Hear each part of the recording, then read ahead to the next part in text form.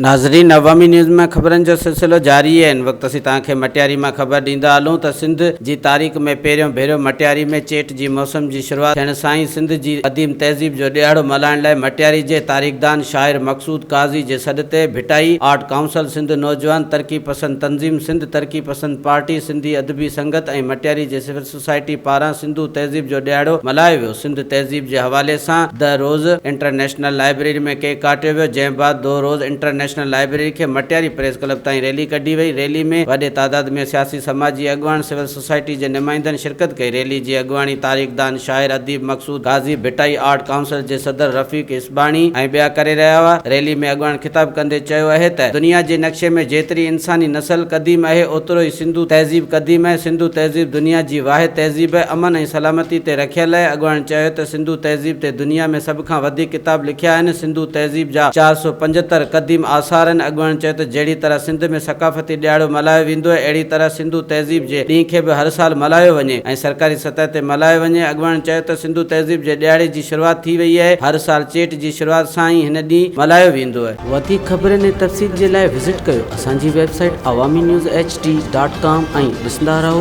Awami news HD।